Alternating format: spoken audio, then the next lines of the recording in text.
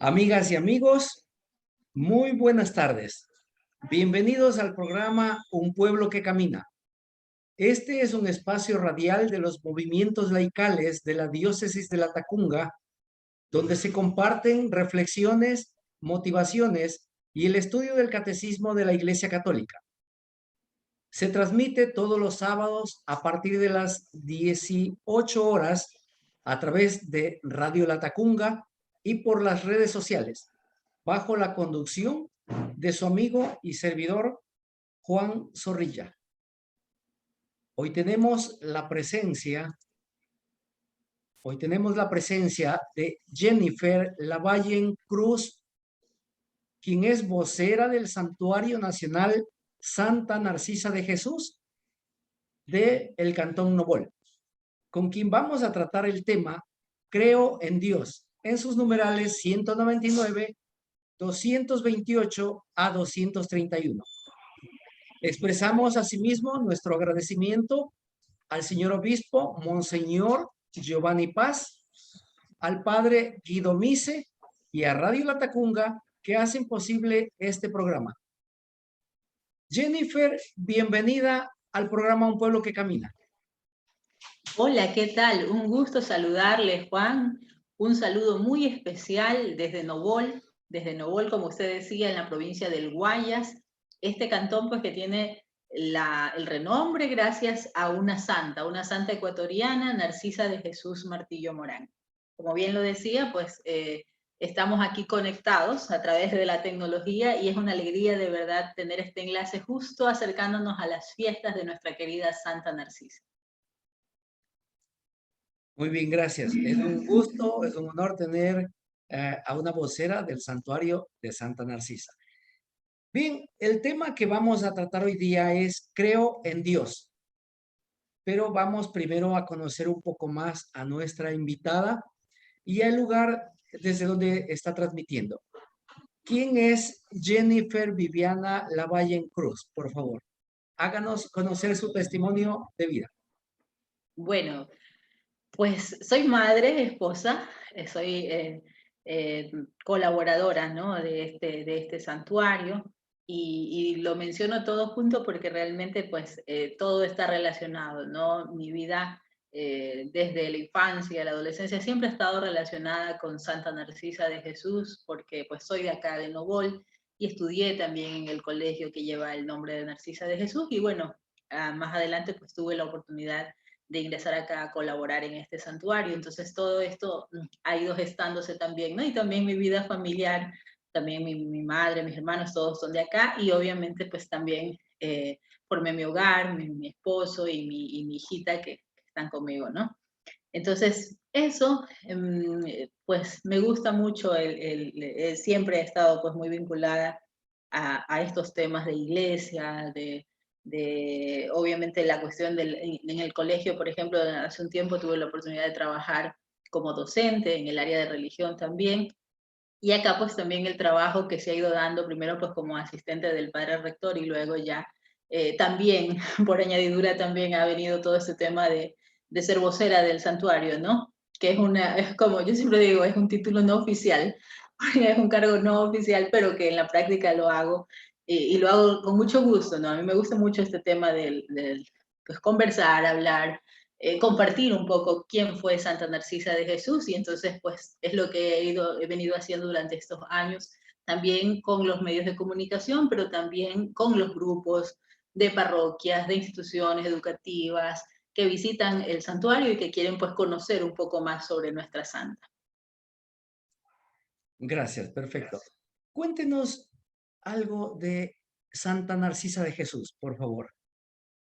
Bueno, pues Narcisa de Jesús. Yo imagino que muchos oyentes, amigos oyentes de la diócesis de La Tacunga, serán devotos de Narcisa, así que quizás saben bastante de ella, pero bueno, les comento así brevemente, ¿no? Narcisa de Jesús Martillo Morán nació en 1832, ¿no? Justo cuando se estaba prácticamente formando Ecuador como república, nace Narcisa en este sector de la costa ecuatoriana. Antes Nobol, para la época en que Narcisa nació, pues no existía como cantón, ni siquiera como parroquia, ¿no? Nobol era pues parte de la villa de Santa Clara de Daule, que es pues un sector eminentemente histórico, ¿no? Que tiene mucha más antigüedad. Pero estos parajes eran pues pequeños caseríos, algunas casas desperdigadas pues, o haciendas, ¿no? Y una de esas haciendas fue la hacienda de los padres de Narcisa de Jesús. Dos personas pues sencillas, campesinos, agricultores, gente muy piadosa. Fíjese usted, Juan y amigos oyentes, que los padres de Narcisa se retratan a sí mismos como fieles cristianos porque justamente gracias a Dios se pudo encontrar, los historiadores encontraron pues el testamento de don Pedro Martillo, donde él hace mención a las devociones que tiene, y justamente la devoción a San Jacinto, esta devoción para pedir por las almas del purgatorio, por ejemplo. Entonces, han sido personas muy sencillas, pero muy creyentes, ¿no? E inculcaron esa fe a sus hijos. Tuvieron 9 hijos, ¿no? Narcisa fue la séptima de estos 9 hermanos, y lamentablemente, siendo muy pequeña Narcisa, tenía alrededor de 6 años, murió su mamá. Doña Josefa Morán murió dando a luz a la última hijita, que llevó el nombre de Marianita en homenaje, en gratitud a Marianita de Jesús, la primera santa ecuatoriana, que en ese tiempo recién estaba pues el proceso para la beatificación, ¿no? Pero entonces tiene Narcisa esta pérdida muy grande de su madre. Ella queda al cuidado de su padre y de sus hermanos mayores, ¿no? Y también le tocaba pues luego ayudar un poco a estos pequeñitos, ¿no? Los hermanos menores que quedaban. Y así fue creciendo en este ambiente natural, en este ambiente de campo.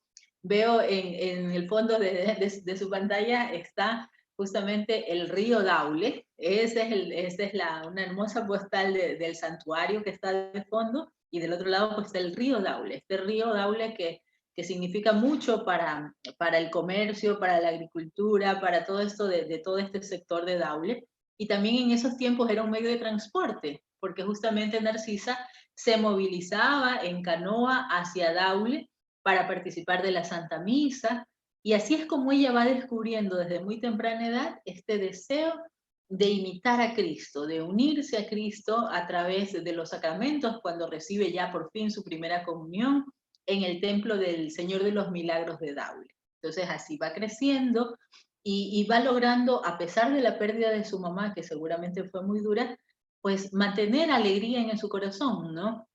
E ir descubriendo la presencia de Dios en eso, en el río, en los árboles, en los animalitos, y así va convirtiéndose en una jovencita hasta la edad aproximada de 20 años, cuando muere su papá. Don Pedro Martillo también fallece, y es en ese momento como que se da un punto así definitivo para Narcisa, porque ella toma una decisión de emigrar hasta la ciudad de Guayaquil, con el objeto no de obtener fortuna ni de nada por el estilo, sino con el objeto de poder estar cerca de una iglesia, ¿no? Porque acá en Novol obviamente no había iglesias, la más cercana era la de Daule y había que ir en canoa, como les digo, ¿no? Y imaginamos que no era fácil, ¿no? Porque estamos hablando de remar, ¿no? De todo muy difícil. Y entonces Narcisa conoce una dama guayaquileña que tenía casa de hacienda acá cerca de la de sus padres, y esta señora le dice que ella vive justo frente a la Catedral de Guayaquil de ese entonces. Entonces, esto le impresiona tanto a Narcisa que ella decide pedirle a la señora que la próxima vez que viaje a Guayaquil la lleve consigo. Y así es como Narcisa emprende este primer paso, digamos, en ese camino hacia la santidad, que es dejar Novol, dejar de alguna manera la seguridad de su casa, de su familia, porque aunque no eran gente rica, millonaria, digamos, eran gente que tenía las comodidades que se tienen en el campo, ¿no? Animales, siembras, o sea, tenía lo necesario para vivir. Sin embargo, su deseo de buscar esta perfección espiritual la va llevando a tomar estas decisiones, ¿no? Una vez que está en Guayaquil, allí en Guayaquil pasa varios años. Por eso es que con los guayaquileños tienen una identificación muy especial con Narcisa. Ella vive en Guayaquil varios años, ¿verdad? Allí tiene varios directores espirituales, varios sacerdotes que le van guiando en este camino. Se dedica al trabajo como costurera. Si ustedes observan al fondo hay un cuadro allí es justamente recreando Narcisa costurera. Son características importantes de ella, ¿no? La oración, a lo cual se dedicó con mucho empeño allí en Guayaquil, porque Narcisa siempre buscaba el lugar más apartado, el lugar pues más pobre, porque, por ejemplo, doña Silvania cuando le invita a Guayaquil le ofrece un cuarto, ¿no? Un cuarto pues acorde, decente, porque la estimaba mucho, pero Narcisa le pide que le dé un altillo, ¿no? El altillo que era el sitio como para guardar las cosas viejas y esto, allí va Narcisa. Allí se coloca su mesita para la costura, su camita, ¿verdad? Y su espacio para hacer sus oraciones, y es lo que ella necesita.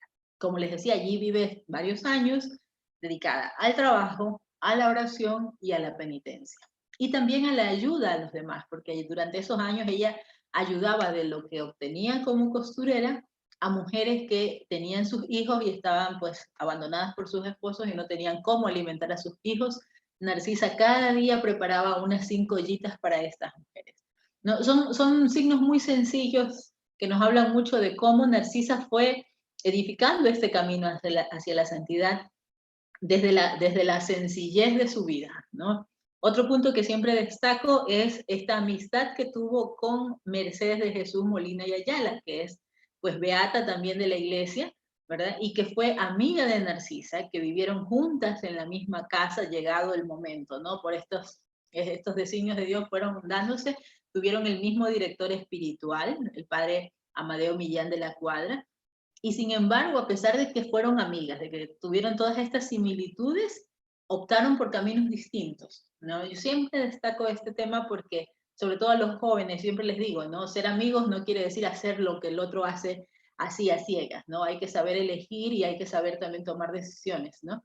Y en este caso, Mercedes toma una decisión totalmente distinta a la de Narcisa.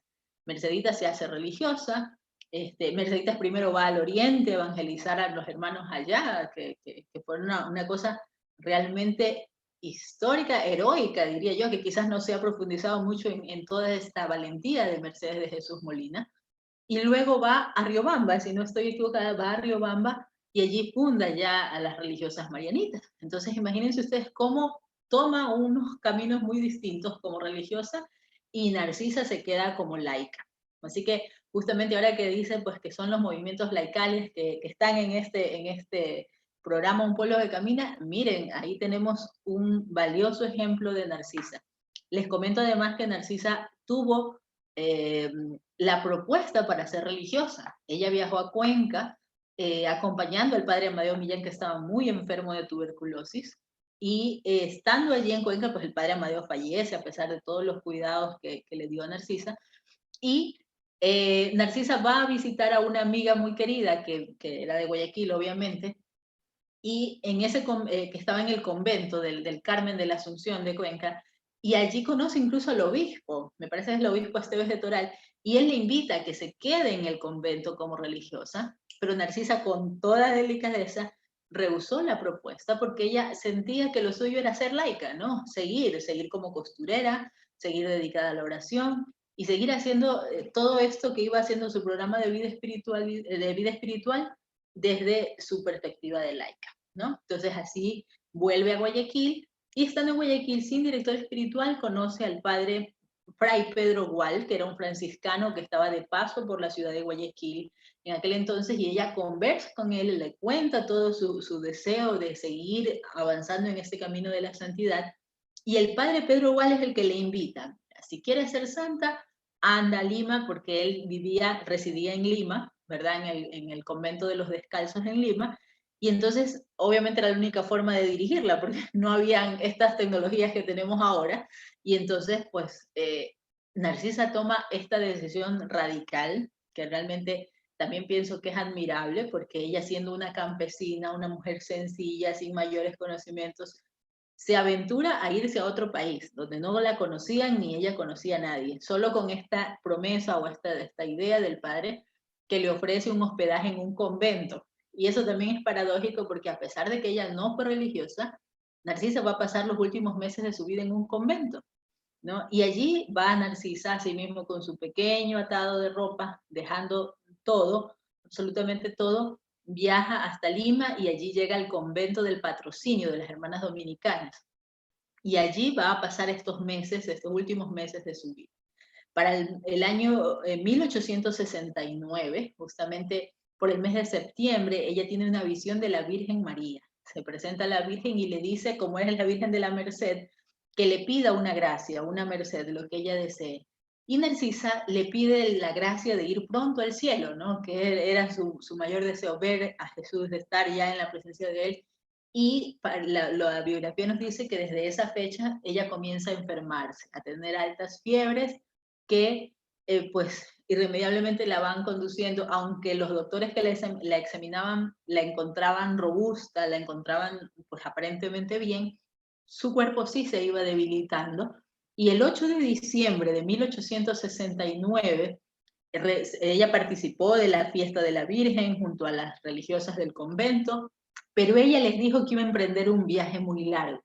Y entonces las hermanas pensaban que estaba bromeando, que quizás pues era una broma o quizás que iba a volver a Ecuador. Nadie la tomó en serio. Entonces esa noche ella va a su habitación y ya después, cuando va una religiosa pasando, echando agua bendita, como es costumbre, o era, no sé si todavía lo hacen, era costumbre en los monasterios, va pasando por cada habitación y al pasar por la habitación de Narcisa encuentra que hay una extraña luminosidad. Una luz sale de allí que no tiene explicación y al entrar también se encuentra con que hay un aroma a flores, ¿no? Y ya al mirar con detenimiento se da cuenta que Narcisa estaba muerta. Era, como les digo, el 8 de diciembre de 1869. A la edad de 37 años murió Narcisa de Jesús como seglar, como una mujer que tampoco nunca optó por la vida matrimonial, mantuvo toda su vida en cuerpo y en alma, digamos, de manera virginal, entregada a Cristo, ¿no? Por eso también como Marianita y como Mercedes tomó el nombre de Jesús, para indicar pues que ella era plenamente de Jesús. Y ahí pues sigue toda la historia, ¿no? Porque ese fue realmente el inicio de todo. De allí pues muchos hechos extraordinarios se dieron en torno a su funeral, que estuvo siendo velada varios días. Su cuerpo no tuvo rigidez cadavérica inmediatamente. Había, en vez de mal olor, había un olor a rosas.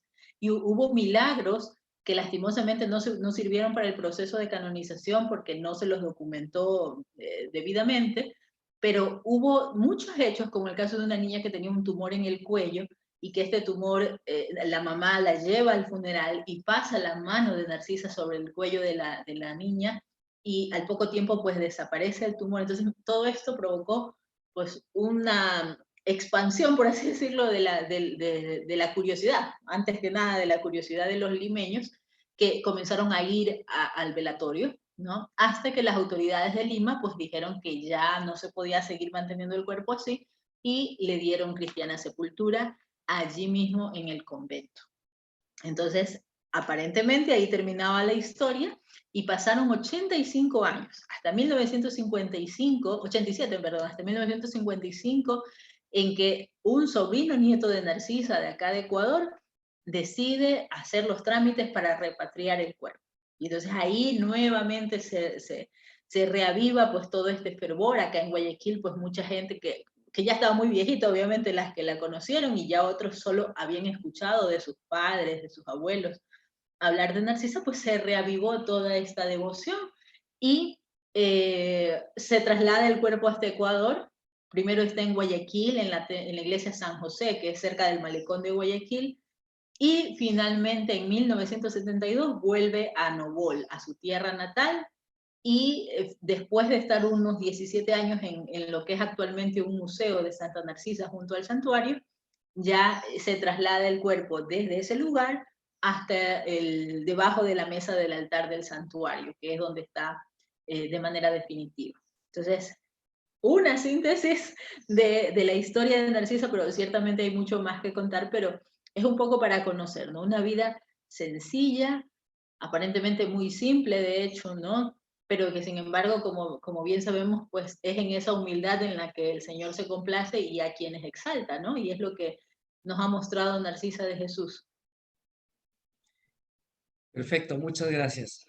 Pregunto, el cuerpo que está ahí junto al altar en el santuario, ¿realmente es el cuerpo de Narcisa de Jesús? Así es, así es. Es lo que le decía, ¿no? Un poco traté de sintetizar el cuerpo de Narcisa, donde ha estado durante estos años, desde su muerte, ¿no? Primero sepultada en el subterráneo del convento del Patrocinio, hasta 1955, en que vuelve el cuerpo a Ecuador. Allí lo pasan a la iglesia San José, allí le colocan una mascarilla de cerámica, que es lo que tiene en el rostro, ¿no? Obviamente para protegerlo, imaginemos todas las condiciones climáticas que ha debido soportar el cuerpo. Primero estando en Lima, luego venir al calor acá de Guayaquil y finalmente estar acá en Nobel. Y sin embargo, pues Dios ha permitido que su cuerpo se mantenga en una forma que permite realmente que se lo vea, ¿no? Porque está, si uno ve en detalle, se ven las manos, los pies, toda esa estructura, y obviamente tiene esta mascarilla de cerámica porque el tiempo ha pasado. Este año vamos a celebrar 152 años de su muerte. Entonces, realmente es un hecho notable el que se conserve y que se haya conservado también su cuerpo hasta ahora, ¿no? Perfecto. ¿Y la idea del santuario, cuándo empezó aproximadamente? En 1991, cuando ya se avisoraba la fecha de la beatificación de Narcisa, que se realizó el 25 de octubre de 1992 en Roma, pues con esa noticia, el arzobispo de aquel entonces de Guayaquil, Monseñor Juan Larrea, pues encarga que se haga un santuario, porque el lugar donde estaba, que era lo que les digo que ahora es el museo, pues es un lugar muy pequeño, ¿no? Es un espacio que estaba concebido para que la gente llegue hasta el centro donde estaba la urna con el cuerpo de la santa, y la gente llegue, haga su oración y salga, ¿no? Entonces era un corredor prácticamente. Y obviamente ese lugar no daba las condiciones ni el espacio para recibir a tantos peregrinos que venían frecuentemente hasta Novol, ¿no? Entonces, él tuvo la feliz idea de que había que construir un santuario, entonces estaba por aquel entonces, bueno, nombró de hecho como párroco de Novol al Monseñor Plácido Muñoz, y él fue el encargado de llevar adelante esta construcción de este santuario que es realmente hermoso, ¿no? Es un santuario muy lindo, muy amplio, eh, que permite mucha visibilidad. Usted que ha estado presente y los amigos que nos escuchan y que han venido al santuario, pues pueden dar fe de ello, de que es un espacio también que brinda mucha paz, ¿no? Está justo junto al río, ¿no? Y allí está Narcisa, ¿no? Sigue como antes, pues esperando a sus devotos y escuchando también, pues, ¿no? Desde el cielo tantas y tantas peticiones de las personas que vienen hasta acá con las más variadas necesidades, tanto temporales como espirituales, ¿no? Entonces, ahí se terminó de construir el santuario en 1998. El 22 de agosto se hace ya la consagración del santuario y obviamente previamente, uno o 2 días antes, un día antes me parece, se hizo el traslado del cuerpo, obviamente en privado, ¿no? Porque imagínense hacerlo público, eso va a ser una complicación. Se hizo privadamente con la presencia obviamente del arzobispo para este lugar que ya Dios mediante pues es su lugar de descanso definitivo. Muy bien, interesante. Vamos a una pausa y retornamos en un minuto.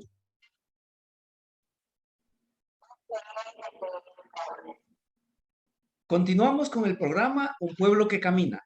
Nuestra invitada, Jennifer Lavalle Cruz, vocera del Santuario Nacional Santa Narcisa de Jesús, con quien vamos a analizar el tema Creo en Dios. Agradecemos al señor obispo Monseñor Giovanni Paz, al padre Guido Mise y a Radio La Tacunga que hacen posible este programa.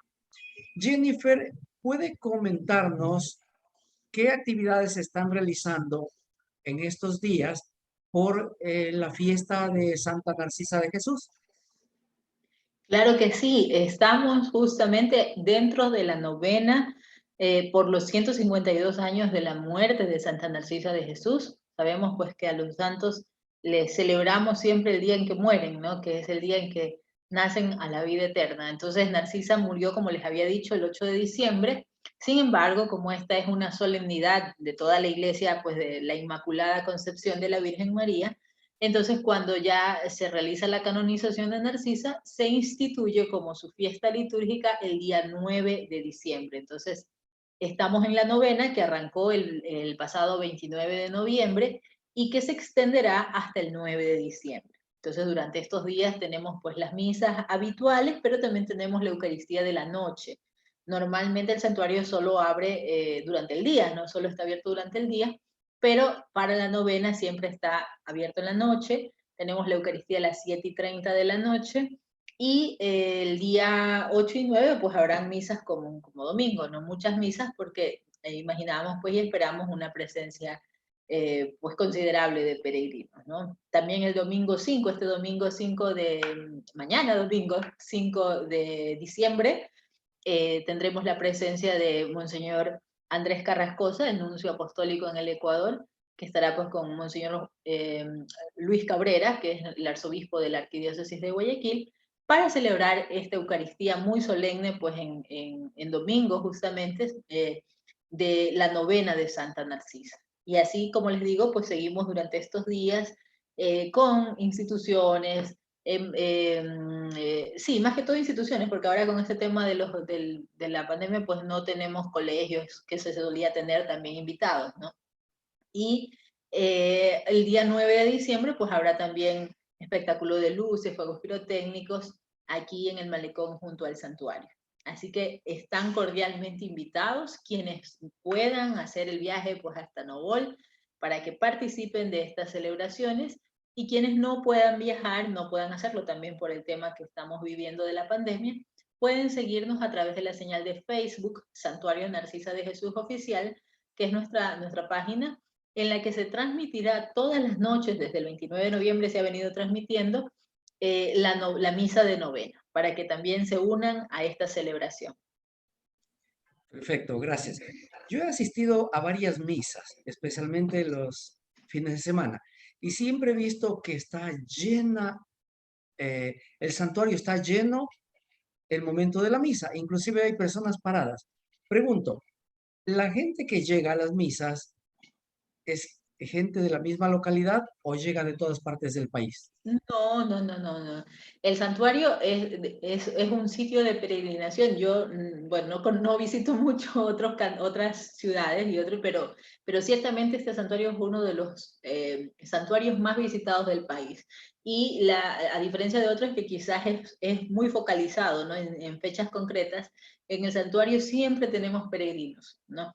De todas las provincias. Obviamente las provincias más cercanas son los que más vienen, Manabí, Santa Elena, el Oro, pero también hay muchos devotos de la sierra, ¿no? Así que realmente, seguramente, como les digo, algún oyente que nos escuche, serán devotos de Santa Narcisa, pero hay mucha devoción en la serranía ecuatoriana, en la Sierra Centro, sobre todo, una gran devoción por Narcisa de Jesús que se manifiesta en estas peregrinaciones que la gente hace, sobre todo en los meses de septiembre, ¿no? A razón de las vacaciones, sobre todo, pero viene muchísima gente de todas partes, desde el oriente también hay esta devoción por Narcisa, que es ininterrumpida durante el año. Obviamente en estas fechas vendrán más peregrinos, pero todo el año hay afluencia, sobre todo los fines de semana. De lunes a viernes es muy tranquilo. Si usted quiere venir y que no haya aglomeración, que pueda estar más tranquilo, de lunes a viernes es lo indicado. El sábado y el domingo se transforma el santuario y se transforma Novol también por la presencia de muchas personas. Perfecto. En mi última visita yo vi de una rifa, y yo me compré algunos boletos. ¿Puede explicar a la audiencia de qué se trata? Así es. Fíjense ustedes que, como yo les decía hace un momento, el santuario, toda la obra del santuario, aparte, principalmente, obviamente, por la providencia de Dios que ha permitido todo esto, también el hecho mismo de la construcción del templo fue gracias a los devotos y peregrinos de Santa Narcisa. Y ocurrió hace poco una cosa muy especial, que justamente un devoto de Santa Narcisa tuvo este deseo pues, muy grande y muy grato de donar un vehículo, un carro del año, del próximo año de hecho, del 2022, un Chevrolet Spark, para que sea rifado, porque realmente pues la obra del santuario es muy grande en todo sentido, el mantenimiento de un lugar como este pues es muy alto, ¿no? Y él veía esta necesidad y dijo, yo quiero colaborar, y mi colaboración es donarles este carro, entonces para que sea rifado. Entonces nos pusimos pues manos a la obra y ya se sacaron los boletos y ya están a la venta y ya está el carro también ya listo allí. Y pues les invito a todos los amigos que deseen colaborar, está solo $1. Muchos nos dicen que es muy económica, ¿no? Pero la idea es que tampoco, la idea es que la gente colabore. Así que como ustedes pueden comprar más de uno, ¿no? Esa es la idea. A $1 y además hay 2 premios adicionales, un televisor de 55 pulgadas y una laptop, que no viene mal ahora con todo este tema de las cosas virtuales. Entonces, lo que se quiere justamente es continuar con la obra del santuario a través de esta colaboración que puedan hacer. Pueden adquirir los boletos aquí en el santuario, en nuestros almacenes y puntos de venta, o también a través de WhatsApp, que yo luego les puedo facilitar también el número para que puedan hacer sus pedidos y pueden hacer una transferencia tranquilamente, ¿no? Pero esa es la finalidad. El sorteo será el 20, aquí tengo el afiche, será el 20 de abril del año 2022 y es realmente un auto muy hermoso, muy bonito y que sobre todo pues con su colaboración ayuda a que esta obra del santuario continúe. Excelente, gracias. Hemos tenido una síntesis histórica de Santa Narcisa de Jesús, de las actividades que se están realizando por las fiestas que estamos viviéndolas en estos momentos.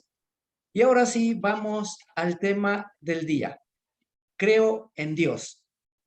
Es el tema de hoy día. Voy a dar lectura a la cita bíblica Romanos 4:18, que dice lo siguiente. Por la fe, Abraham siguió esperando cuando ya no había ninguna esperanza, y así se convirtió en padre de muchos pueblos. Según el dicho, así será tu descendencia. Como el tema de hoy es creo en Dios, le puedo pedir que me haga una síntesis histórica. ¿Qué significa creo en Dios? Sí, bueno, a la luz justamente de la palabra de Dios que usted ha mencionado, ¿no? Es el tema primero de la fe, ¿no? El ser humano, dice el mismo catecismo, ¿no? El deseo de Dios está inscrito en el corazón del hombre. Y justamente también tomando una frase de San Agustín, ¿no? O sea, el corazón humano no está en paz, sigue inquieto hasta que no descanse en Dios, porque ha sido creado por Dios y hacia Él vamos, ¿no? Entonces, reconocer eso, creer en eso, tener la convicción de que no somos fruto del azar y de una cosa así sin sentido, es esto, ¿no? Creer. Así como Abraham creyó, así, sin vacilaciones, sin dudas, esa fe es la que también nosotros debemos sentir, ¿no? Debemos profesar, como dice el credo, ¿no? Y lo que dice aquí, ¿no? Así se convirtió, o sea, la fe nos da luego los frutos, ¿no? No podemos esperar tener resultados si antes no hay una fe verdadera, profunda, no solo de palabras, sino de corazón. Muy bien, gracias. Voy a dar lectura al numeral 199 que dice, creo en Dios. Esta primera afirmación de la profesión de fe es también la más fundamental. Todo el símbolo habla de Dios. Y si habla también del hombre y del mundo, lo hace por relación a Dios. Todos los artículos del credo dependen del primero.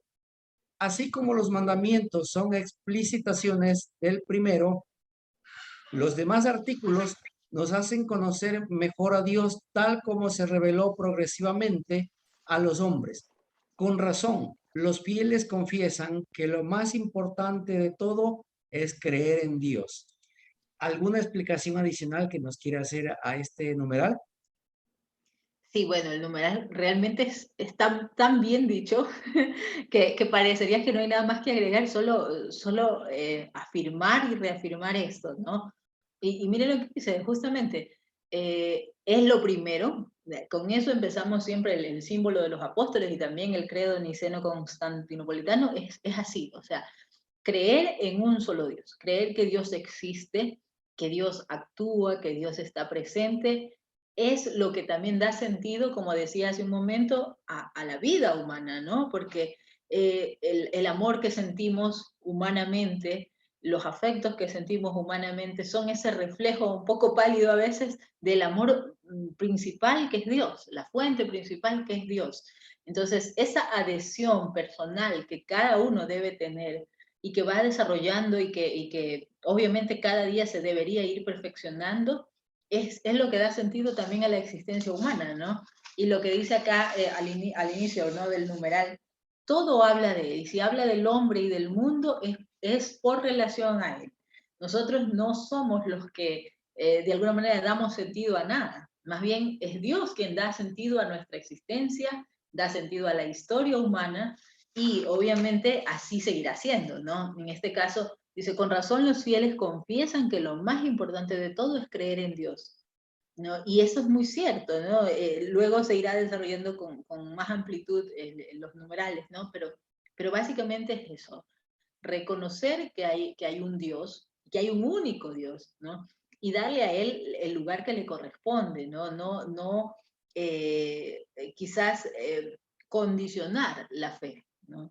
Y eso ciertamente también pasa mucho con todos nosotros. Cuando vienen las dificultades, los problemas, los sinsabores, las angustias, uno como que espera, si Dios me ayuda o porque Dios no me ayudó, entonces no creo, ¿no? O dejo de creer y ha pasado muchísimas veces. Y no es que se quiera minimizar el dolor humano, solo que si solo nos quedamos en ese dolor humano, ciertamente la vida sería un sinsentido, ¿no? Y uno se puede pues perder en la desesperanza. Sin embargo, la fe es la que sostiene. Y así como hay ejemplos de gente que ha dejado de creer, que se ha vuelto pues de alguna manera indiferente o hasta contrario a la misma creencia de Dios, también hay gente que nos da ejemplos de cómo la fe los ha sostenido en el dolor, en la muerte, en las enfermedades. Se mantienen con una fe inquebrantable, como la fe de Abraham que veíamos hace un momento, ¿no? Como la fe de Job, por ejemplo. Es admirable.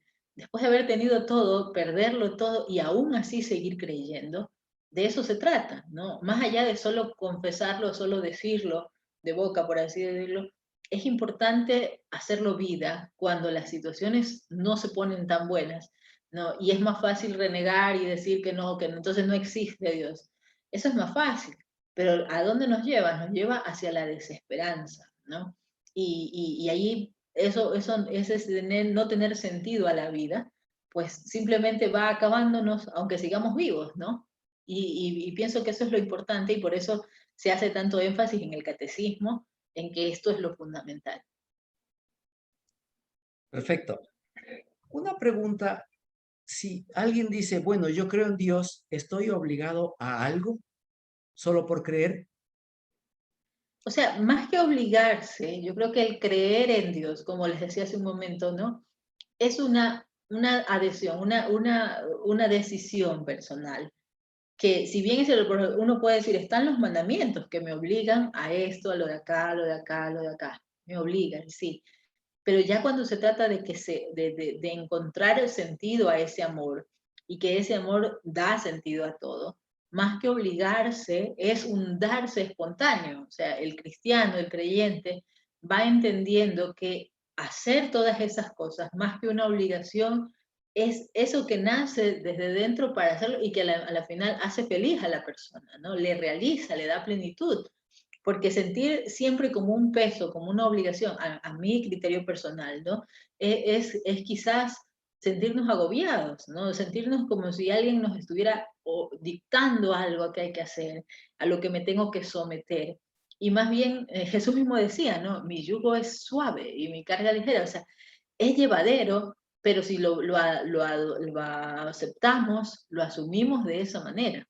Y es en la medida en la que yo me permito abrirme a los dones de Dios, ¿verdad? En la que yo puedo sentir esto no como una carga, sino como una necesidad para ser plenamente feliz. Excelente. Vamos a una pausa y retornamos en un instante.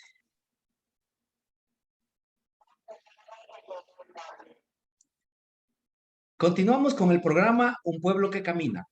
Nuestra invitada de hoy es Jennifer Lavallen Cruz, vocera del Santuario Nacional Narcisa de Jesús. El tema que estamos analizando es Creo en Dios. Agradecemos sobremanera al señor obispo, Monseñor Giovanni Paz, al padre Guido Mise y a Radio Latacunga que hacen posible este programa. Voy a dar lectura al numeral 228 y 229, que dice así: Escucha, Israel, el Señor nuestro Dios es el único Señor. Es absolutamente necesario que el Ser Supremo sea único, es decir, sin igual. Si Dios no es único, no es Dios. El 229 dice: la fe en Dios nos mueve a volvernos solo a Él, como a nuestro primer origen y nuestro fin último, y a no preferir nada a Él. Jennifer, por favor, ¿nos puede explicar estos numerales? Sí, realmente pues son maravillosos, ¿no? Son palabras muy, muy lindas. La primera parte, ¿no? El Shema, el escucha Israel, el Señor nuestro Dios es el único Señor. Son palabras que realmente si uno las escucha con atención realmente y si las procura hacer vida, son formidables porque es lo que nos sustenta, ¿no? Así como el alimento nos sustenta, así como les decía hace un momento, los afectos humanos nos llenan de alegría, nos llenan de gozo, nos dan pues paz, tanto más el amor de Dios es el que colma todas las necesidades y todas las ansias y todos los anhelos del corazón humano. Entonces, decir que se ame a Dios, que le amemos con todo el corazón, con todas nuestras almas, realmente es lo más importante, ¿no?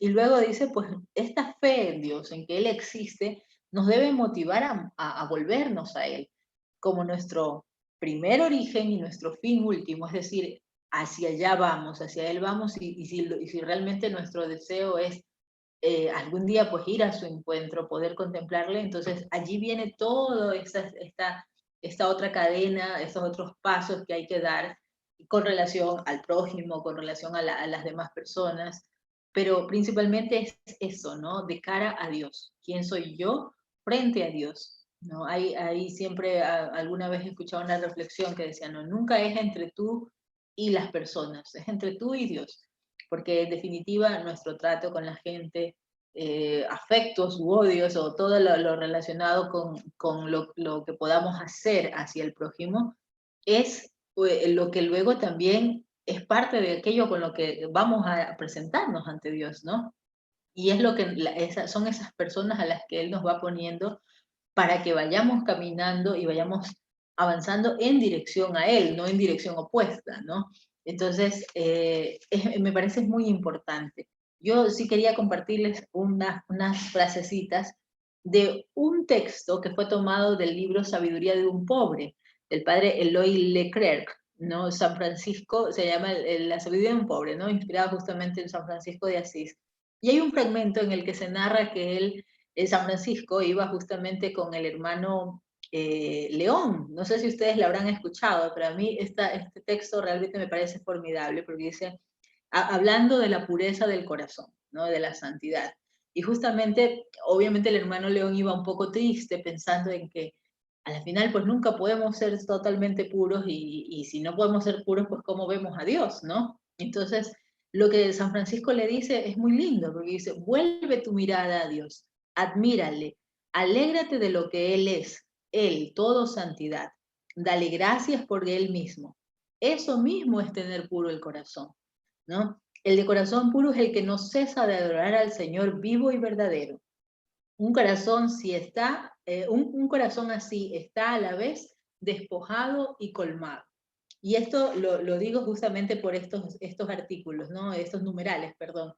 Eh, es llenarse de Dios, ¿no? Y para llenarse de Dios hay que vaciarse de las otras cosas, ¿no? Las preocupaciones, los pecados, todas estas cosas que nos alejan, es preciso dejarlas para poder dejar que Dios haga su obra en cada uno de nosotros.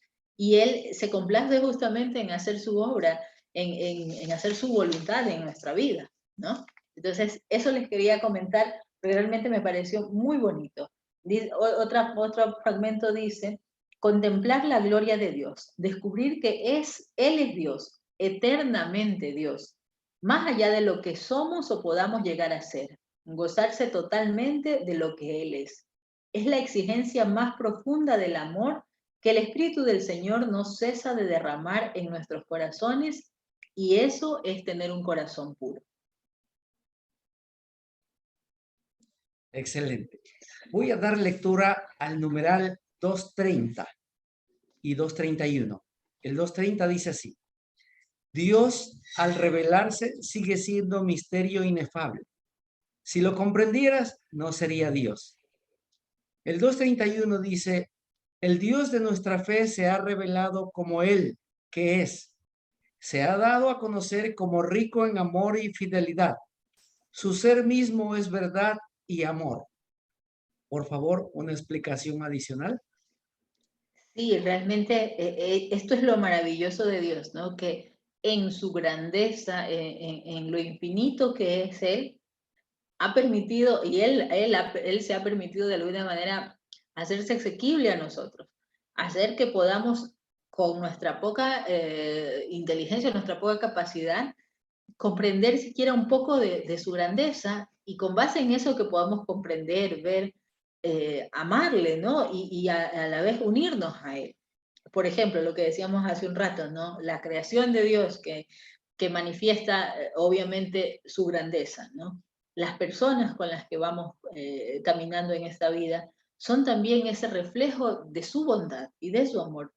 Y lo otro bonito que me parece destacable en este es que justamente Dios, a lo largo de la historia de la salvación, fue mostrándose primero de manera progresiva, ¿no? Porque no fue que luego del pecado original pues vino y ya Dios puso enseguida a su Hijo para salvarnos, ¿no? Fue todo un caminar del pueblo de Israel en el que Dios como que les fue haciendo crecer, ¿no? Madurar con errores, con aciertos, con traiciones, ¿no? Con todo esto hasta llegar a esta plenitud de los tiempos en que Él decidió revelarse en su Hijo, ¿no? Y asimismo, luego pues, de la venida de Cristo, pues han pasado todos estos 2000 años y no sabemos, y solo Dios Padre sabrá cuánto tiempo más habrá, pero es justamente eso, ¿no? Dios ha querido darnos a cada persona en el momento de la historia en que nos ha tocado a cada uno vivir, darnos ese conocimiento de Él, de modo que podamos asimilarlo aún a pesar de nuestra pequeñez,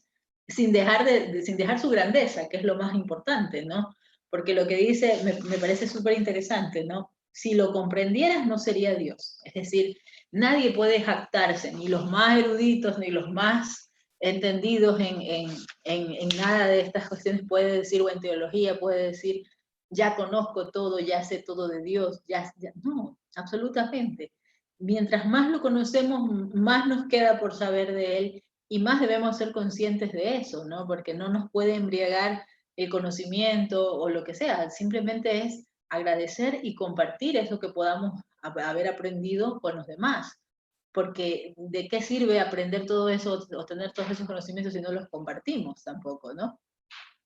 Entonces eso, y luego al final dice, su ser mismo es verdad y amor, ¿no? Es verdad y amor, que son dos palabras súper importantes, y en definitiva el amor, que es la definición así como más simple y a la vez más fundamental de Dios. ¿Qué es Dios? Es amor.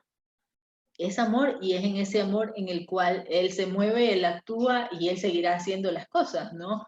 No movidos quizás en algún momento sí, quizás por la cólera, por todas las cosas que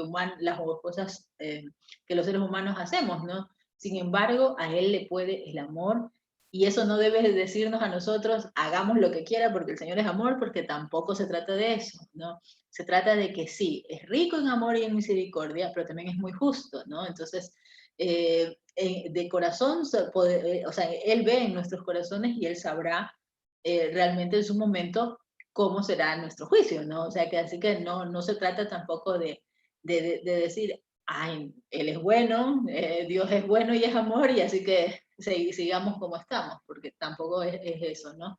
Es amor, pero el amor también es verdad y es justicia, ¿no? Pero sobre todo es eso. A mí me gusta mucho esta frase de que en el atardecer de nuestras vidas seremos juzgados en el amor.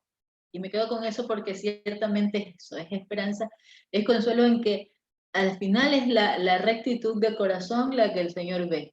Más allá de las apariencias externas, es lo que hay en el corazón de cada hombre, de cada mujer, lo que va a marcar el destino de ese hombre y esa mujer, ¿no? Que también es muy particular, porque a pesar de que seamos comunidad, de que somos una sola iglesia, este, también es cierto que cada persona responderá en su momento a Dios por sus actos, por su vida, por las cosas buenas o las no, o las buenas que dejó de hacer o las que hizo, ¿no? Entonces, caminemos hacia eso y cada vez, o sea, lo bueno es que podemos siempre empezar nuevamente, ¿no? Y hacerlo con deseo de cambiar, con deseo de enmendar y con deseo de conocer más a Dios, ¿no? Siempre le quedamos debiendo al Señor, eso también es otra cosa importante, siempre pues nos falta, ¿no? Nos falta dedicarle tiempo en la oración, nos falta eh, pues ser consecuentes con lo que decimos en los actos, ya en la vida diaria, en el trabajo, en la familia, nos falta, siempre nos falta. Pero eso no quiere decir que no podamos cada día tratar de ser mejores. Excelente. Estamos en la parte final del programa Un Pueblo que Camina. Nuestro saludo respetuoso a la audiencia, en especial a las personas que laboran en el Santuario Narcisa de Jesús. Deben estar pendientes de su vocera. A todos los laicos organizados en diferentes movimientos, a los sacerdotes, religiosas y religiosos, a todas las personas involucradas en los diferentes servicios y ministerios de la Iglesia. Un saludo también para las personas que nos siguen por las redes sociales, por Facebook, por YouTube, por Twitter. Una última pregunta. ¿Cómo les afectó la pandemia? ¿Cerraron el santuario? Sí, sí, sí, nosotros cerramos el 15, me parece, de marzo, porque pues estaba la situación terrible, como todos sabemos, y volvimos a abrir, si no estoy equivocada, a inicios de julio, no, junio, julio, me parece. Es decir, tuvimos meses totalmente cerrados y obviamente nos afectó económicamente tremendamente, anímicamente no, ni se diga, ¿no? Fueron meses para todos. Sabemos que para todas las personas fue una cosa muy, muy dura, con pérdida de personas queridas, eh, noticias tan desalentadoras realmente. Y el santuario sí se afectó mucho, mucho, mucho. Obviamente las personas dejaron de venir y recién ahora se está mejorando un poco todo esto, pero nosotros seguimos manteniéndonos, aunque es muy difícil porque las personas pues no colaboran mucho a veces con el tema de la bioseguridad, pero sí insistimos mucho en el uso de la mascarilla, en el uso del desinfectante, que mantengan el distanciamiento. Sé que son lugares difíciles de mantener, sobre todo ahora que se vienen las fiestas, es difícil mantener el distanciamiento porque todos quieren estar acá, pero recordemos que se trata de la vida de las personas, ¿no? Y también es responsabilidad con la salud de uno y es con el prójimo, ¿no? Porque puede que a mí no me afecte, digamos, en teoría, pero quizás yo puedo ir hacia otra persona que sí le afecte, ¿no? Una persona mayor, qué sé yo. Entonces hay que cuidarse mucho. Nosotros seguimos con un aforo que no está al 100% de lo que nuestra capacidad, precisamente por eso, porque queremos que las personas estén bien y queremos que de una vez pues por todas ya podamos decir que las cosas vuelven, ¿no? A la normalidad, aunque es bastante difícil. Pero gracias a Dios estamos recuperándonos de a poco, ¿no? De a poco, y la gente pues vuelve, ¿no? Todos estos devotos de Santa Narcisa nos decían por teléfono, por las redes sociales, pues que se mantenían en esta fe y que han pedido mucho a Narcisa en estos meses que han sido tan duros, ¿no? Entonces, pues hay que seguir y sí, hay que cuidarse mucho. Perfecto, gracias. Agradecemos muchísimo, Jennifer, su participación, por haber aceptado a esta invitación y haber conversado con nuestra audiencia este importante tema del catecismo. Lo dejamos en sus palabras finales. Muchas gracias a usted, gracias a los amigos oyentes. Ha sido una grata experiencia realmente haber compartido estos minutos hablando un poco sobre Narcisa de Jesús también, pero también sobre el catecismo de la Iglesia, que realmente es una riqueza muy grande de la Iglesia, que pues quizás siempre nos falta profundizar mucho, lo mismo que la doctrina social de la Iglesia, ¿no? También es muy importante porque allí está también un poco todas estas líneas en las cuales los cristianos debemos movernos y debemos seguir y que si las conociéramos como laicos, como bautizados, pues nos haría mucho bien, ¿no? Y qué importante que hayan estos espacios. Gracias de verdad por la invitación, porque hemos podido unirnos, tanto sierra como costa, a través de esta señal. Qué bonito, de verdad, qué bueno.